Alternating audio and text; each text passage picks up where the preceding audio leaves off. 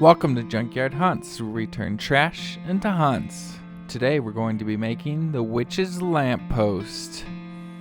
Last week we made the witch's lamps, so now we're going to be hanging them up on the post itself.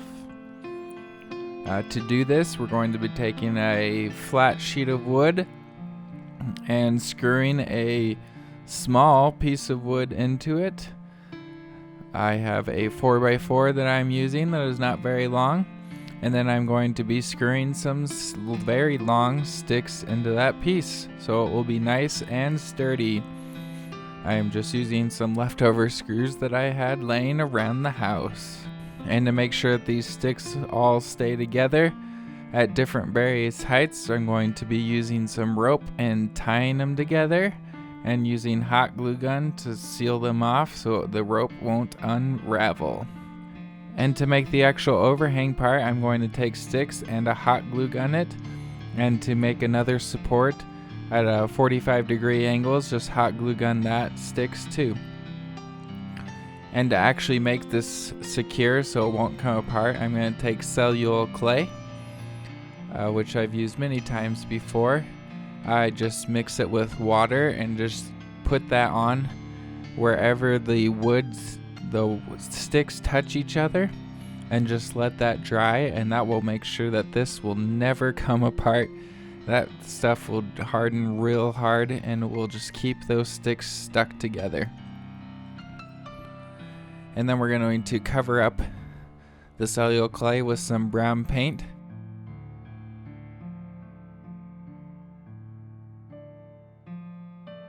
And then to decorate this post even more, we're just going to take an old sheet and cut it up and drape it around.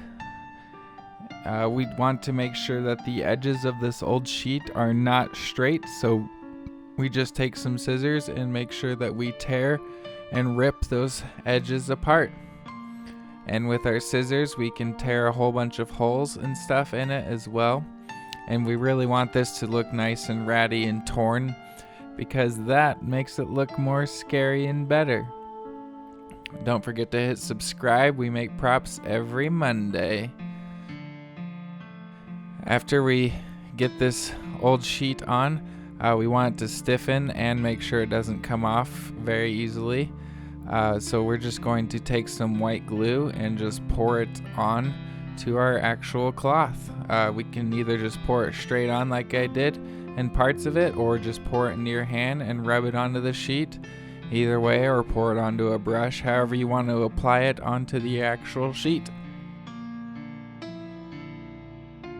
I didn't like how my brown looked, so I just covered it up with a little bit of a black wash.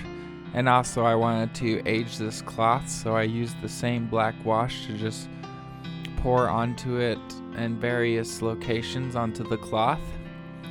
And we're going to do another various technique to also age this cloth by using some instant coffee mixed with water, and we just pour that and brush that everywhere all over the cloth, and that really gives it a nice grimy old age look to it, and it makes it look really nice. You just want to get that all over, and I think it makes it turn out real nice.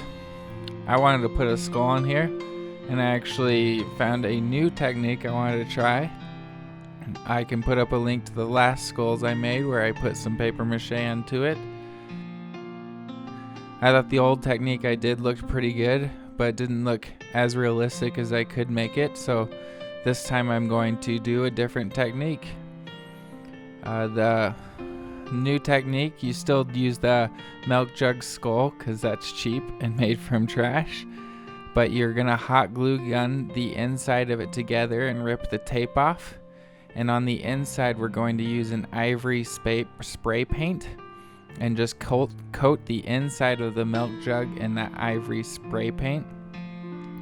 And then with black spray paint, you're going to spray paint the front of the face, cover its eyes and nostrils, and just wipe off anything that is high rising, so that only the inner parts stay black.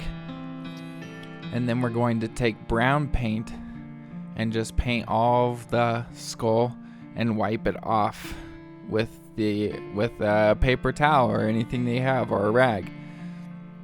And this, I think, makes the skull look a lot more realistic than I've made in the past, and I think I like this technique that I've done so far the best, so I'll probably be sticking with this. But if any of you have made other techniques and stuff, let me know, and I can try out some new stuff. But this one, I think, turns out really good, so I suggest trying this out for any of your props. And of course, after it's done, we just attach it, and then you can put the lamps that we made last week on as well.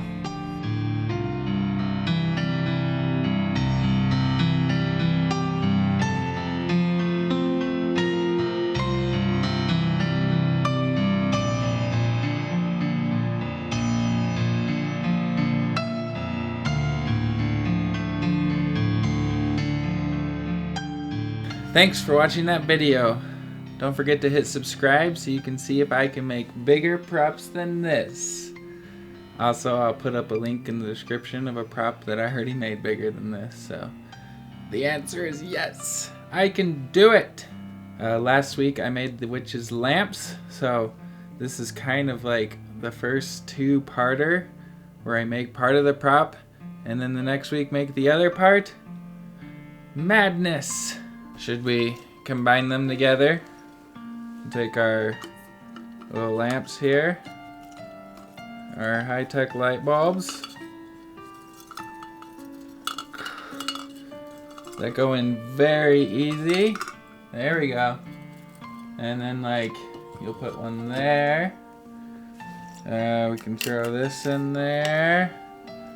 Can hang that one, say, up here. Where did I have it in mind? I think I actually had it in mind on the back side. Not sure if you guys can see that.